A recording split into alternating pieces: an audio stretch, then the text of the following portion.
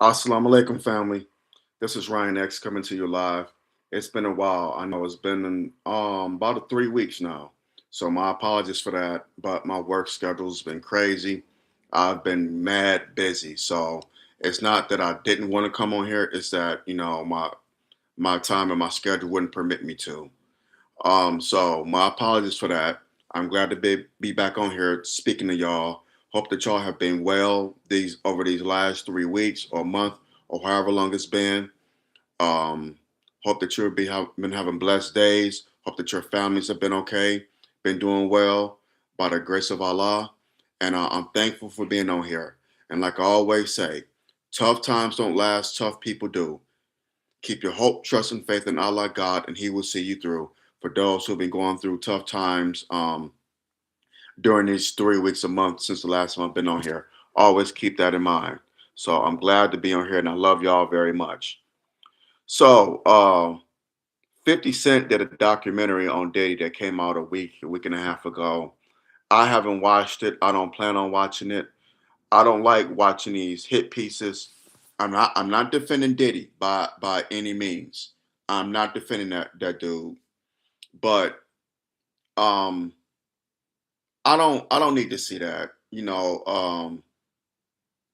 We have a habit in our community of when people fall or when people do heinous acts, they want to put it out for the world to see it. We already know about it, but you want to put it out for the world to see it and for us to go at each other and say, see that we don't like this nigga. This is what this nigga did. This is what he did. Again, I'm not defending Diddy's acts. What he did was heinous, disgusting, despicable. Not defending it whatsoever have you. But we go out of our way to put on display the worst among us or those who've done the worst things. They did it with R. Kelly. They did it with Michael Jackson. They did it with Bill Cosby. Now they're doing it with Diddy. It's a trend, and I don't like it, and I won't partake in it because the people who do these documentaries they have a narrative to push. 50 Cent has always been jealous of Diddy, going back to the late 90s. He's always been jealous of this man. So he had an extra grind. Diddy is down now. He's in prison. And 50 Cent is on top. He with his shows, what so have you. He was on Robin Roberts on Good Morning America doing an interview about this documentary. So he's on top now. He's in the good graces of white folk. So they accepted this nigga. And Diddy's down. So now is a perfect, I guess, 50 think this is a perfect time for him to cast stones at Diddy. But like I said on social media, people who live in glass houses should not throw stones. People who live in glass houses should not throw stones. Because when those stones are thrown back at your ass, you can't play the victim and cry, woe is me. And that's what Marlon Wayans was saying. He was like, man, be careful. Be careful. And he warned 50. He was like, man, you got a narrative to push. He said, I could create a documentary, meaning when I say him, meaning I mean Marlon Wayans. He said, I could create a documentary and push a narrative with somebody I may have beef with or a problem with. So he just told 50, just be careful.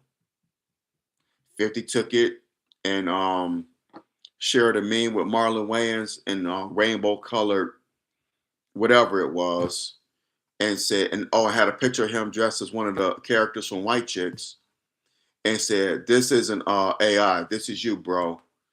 And Marlon Wayans clapped back at him and had a meme with him running and said 12 years a slave, and then had another meme of him and Diddy in the bathtub.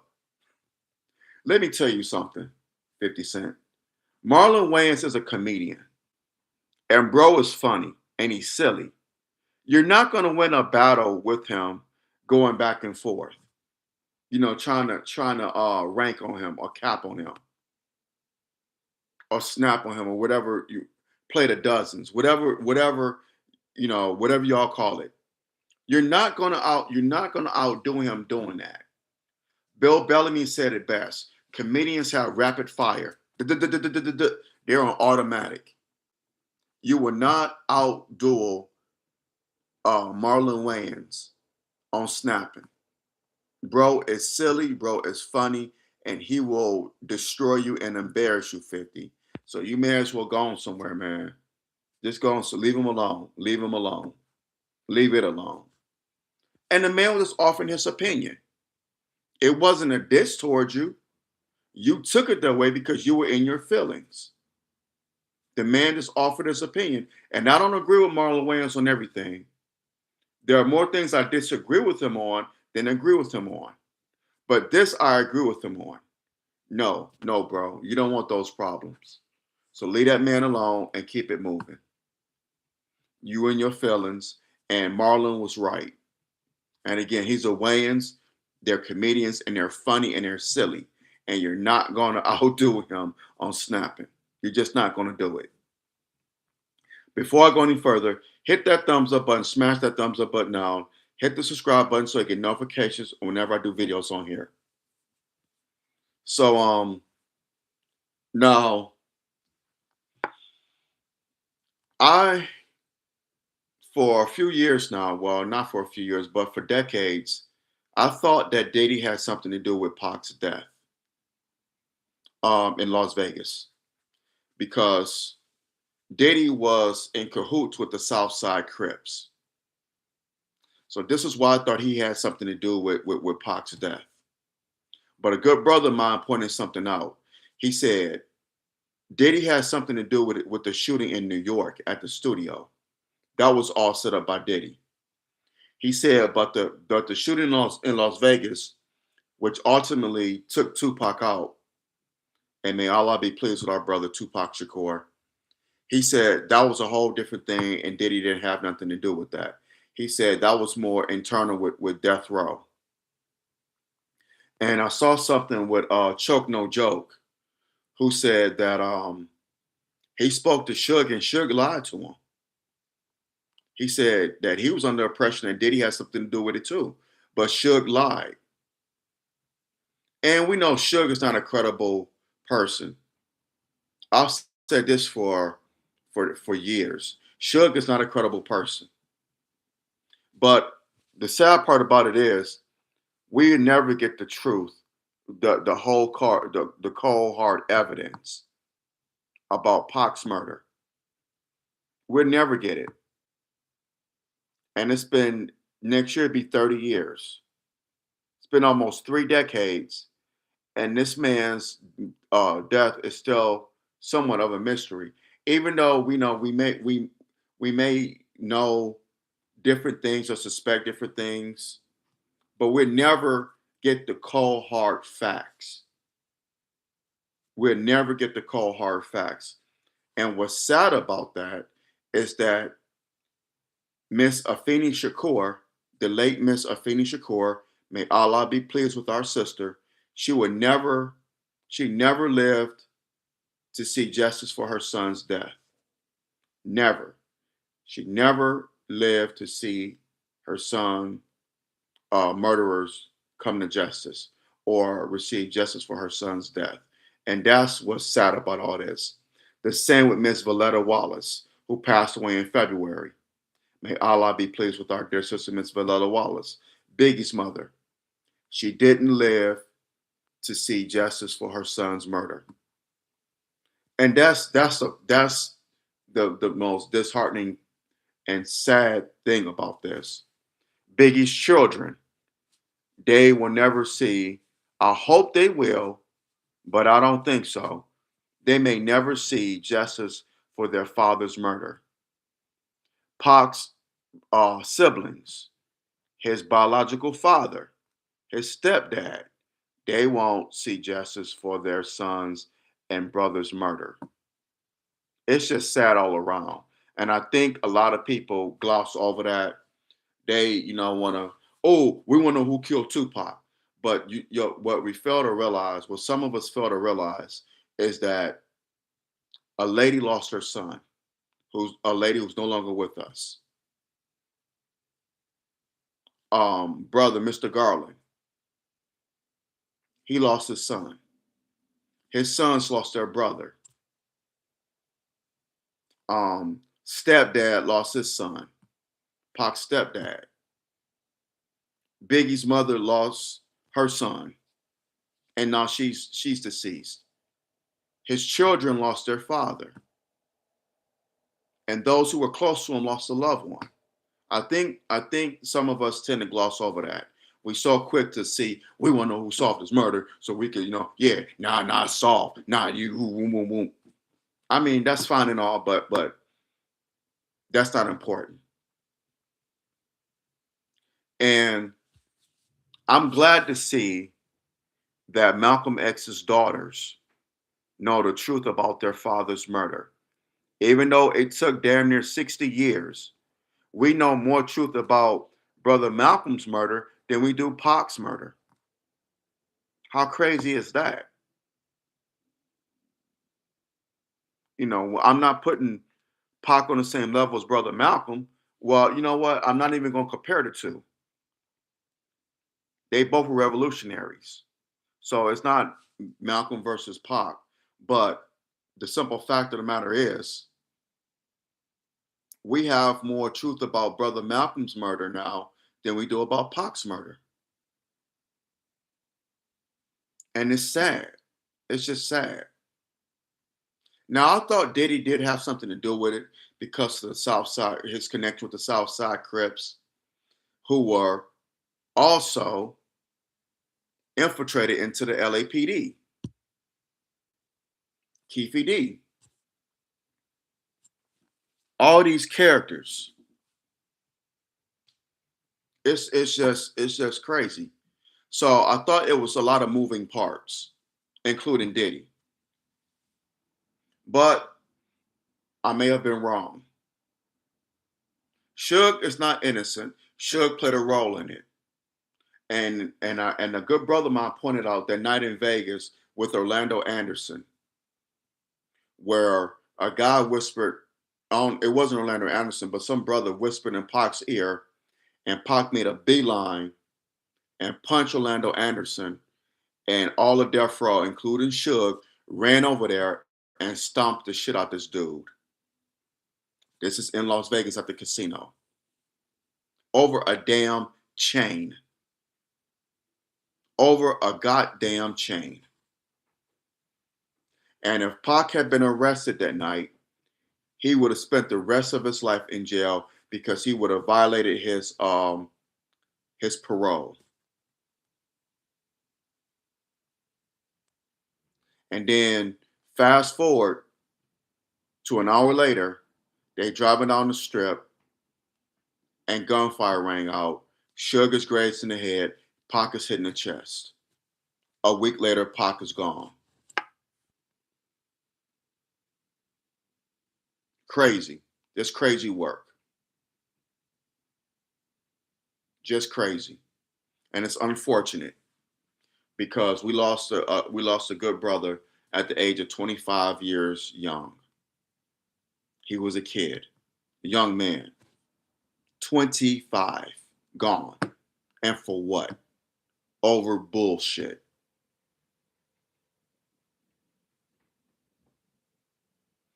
And Suge should have been a voice of reason. This is your top artist and your record label.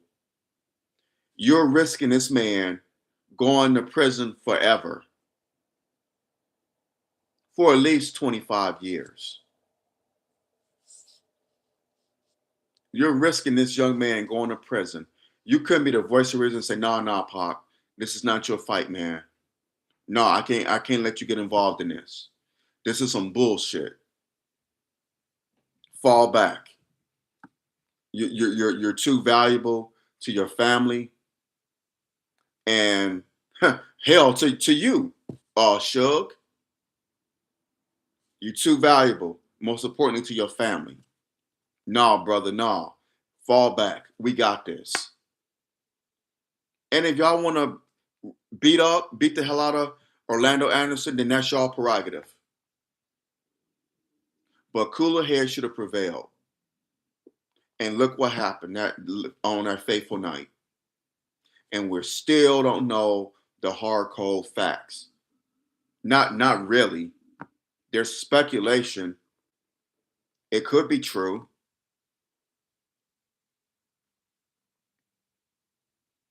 But we don't know who really orchestrated that hit on Pac. I thought it was Diddy with the Southside Crips. But now everybody's pointing fingers now. 30 years later. Well, he has something. Well, no, he has no. Well, he has something. Well, he. It's like, come on. They don't give a damn about the family, about Pac's siblings, about his father, his stepdad. They don't care. They don't care.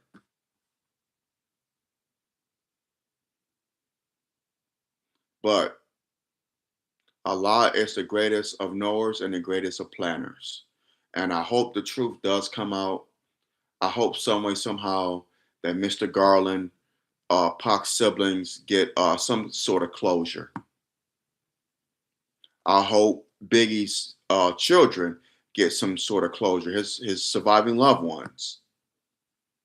But that was a setup too, Biggie's murder, because Biggie was supposed to be in London, not LA. So that had Diddy all on it. I'm convinced that Big's murder had Diddy's hand all over it.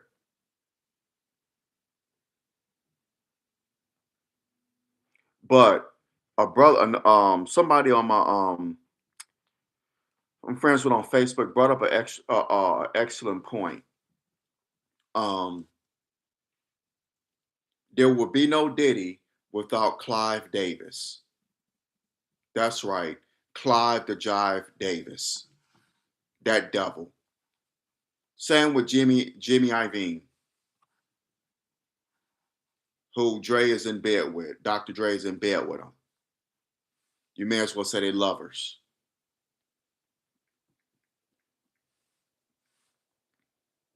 But Clive Davis, record producer, who I believe, in my hardest of hearts, has something to do with Whitney Houston's death. I really do. But Clive the Jive Davis, there will be no Diddy without him. Without him, be no Diddy. No Diddy. That's funny. There would have been no existence of a Diddy without Clive Davis. And so a brother of mine was like, "Where's the documentary on Clive Davis? How come 50 didn't mention him?" And I said, sarcastically but rhetorically, "Gee, I wonder why." Because 50 knows where his bread is buttered. He knows where he gets his bananas. And I hate to say this, but 50 is a circus gorilla. What would you do for a Klondike bar? What would you do for a pound of bananas?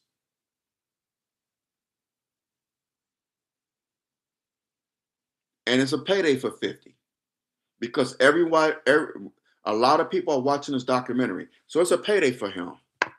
He don't care about justice. He care about bringing another brother down. The man is already down. And again, I'm not defending Diddy. I'm defending what's right. The man is already in prison. The man is not a threat to you. So why are you trying to destroy him even more? The same thing they did with Bill Cosby. The same thing they did with R. Kelly. It's a trend. It is a disturbing trend amongst our people to see another black person get brought down, get taken down. I'm not defending their actions. I'm not defending the actions of R. Kelly. I'm not defending the actions of Bill Cosby. I'm not defending the actions of Diddy. I'm not. But God damn it, wrong is wrong and right is right. Allah is the greatest of knowers and the greatest of planners. And the day of requital is his. The day of judgment is his.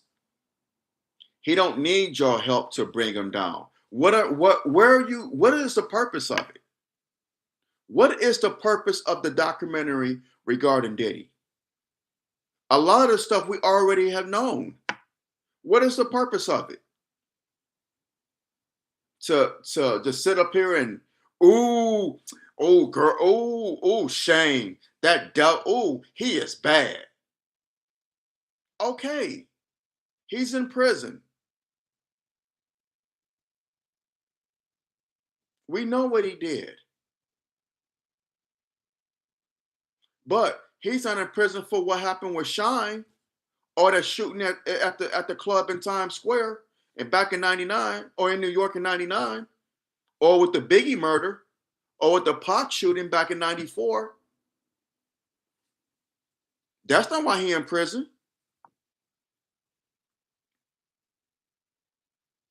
He in prison because of allegations of sexual assault.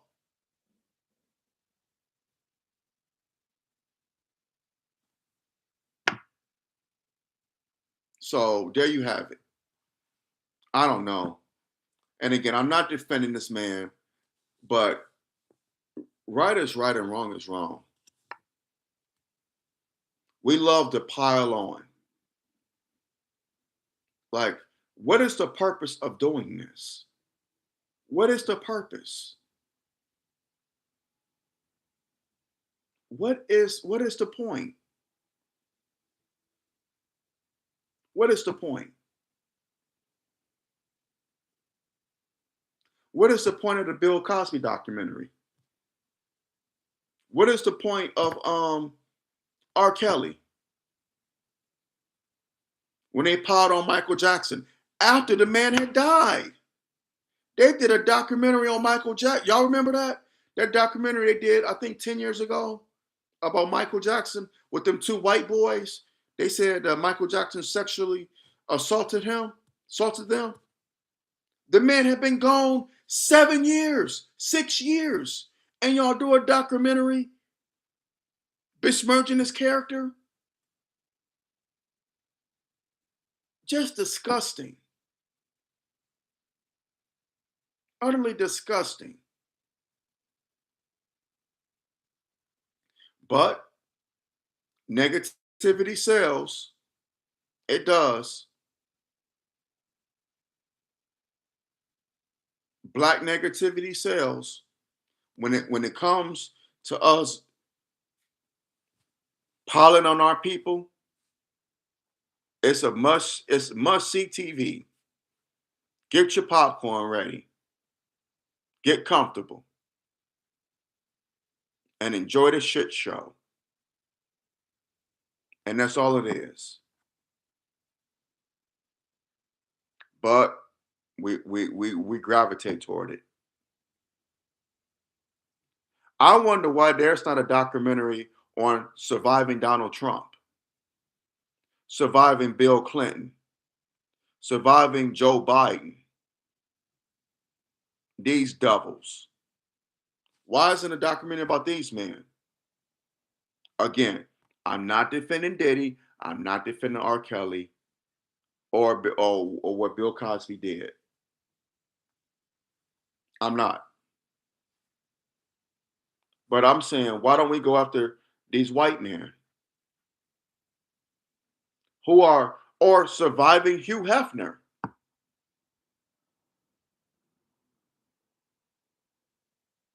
Y'all want to go after dead black man? Go after Hugh Hefner, dead white man. Hugh Hefner was a big devil. Hugh Hefner, Bill Clinton, Donald Trump, Joe Biden, Joe Lieberman, all these politicians and famous white men, you know, white politicians, white entertainers, whatever, entrepreneurs, the biggest devils. but we mum about them.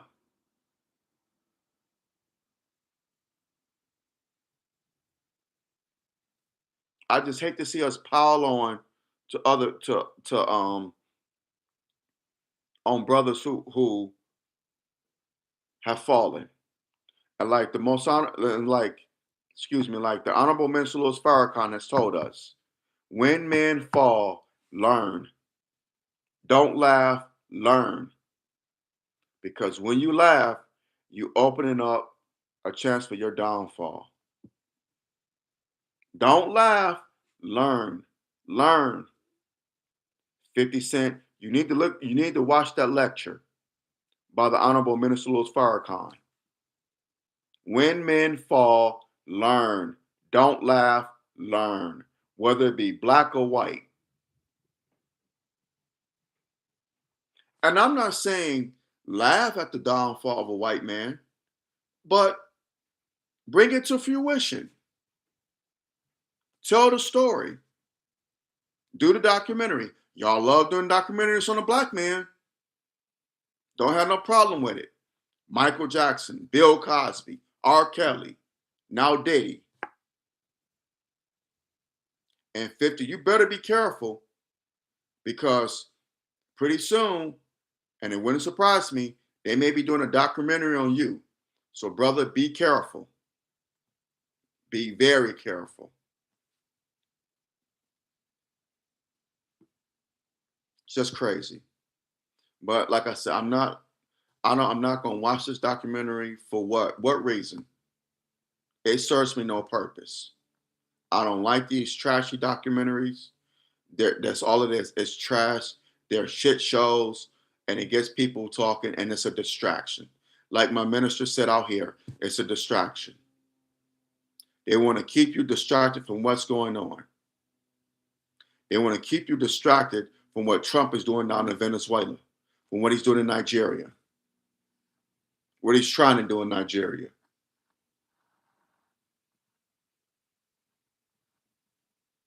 They want to keep you distracted from the big picture. So we throw this documentary about Diddy. Black people love entertainment, so we throw this about Diddy. We throw this about this person. Keep them distracted. That's all it is, a distraction. And we fall for it, hook, line, and sinker every goddamn time. And it's just sad and disheartening. But this is what we do. This is what we do. Hit that thumbs up button, smash that thumbs up button down, hit the subscribe button so you get notifications whenever I do videos on here. I'm gonna hop off of here, y'all. I think I was able to get my point across. If so, hit that thumbs up button, smash that thumbs up button down, drop your comments below, let me know what you think. Subscribe to this channel, share this video, share it, share it, share it. Let's have the conversation. Let's have the conversation. So flood the algorithm with this video and share it. Share it as much as possible. Let's have the conversation. Drop your comments below. Let me know what you think. Like I always have said, we don't have there are probably some things that I said in this video that people would not agree with, and that's fine and dandy. However, in our disagreements, let's use logic, common sense, facts, and respect, not emotion and disrespect. That'll get you nowhere. But drop your comments below and let me know what you think. Support my YouTube channel here, my future projects that I have coming. And I do have them coming. It's just a matter of time. Now I'm going to lose my voice. Satan is something else. But anyway, I do have them coming. So please continue to rock with your brother. I appreciate y'all patience, and I love y'all immensely, and I thank y'all for y'all support. Brothers as well as sisters, y'all be safe out here. This is the so-called holiday season. So beware and be aware. I know many of y'all going Christmas shopping. Beware. Just beware your surroundings. This is the most dangerous time of year where robberies and people are just cutthroat. So beware and be aware. Those of us in the Nation of Islam, we don't celebrate these holidays, but still, Journal Order number 2. Y'all know what that is. So I love y'all. Be safe. And I will talk to y'all sooner than later, inshallah. I'm out. Assalamu alaikum.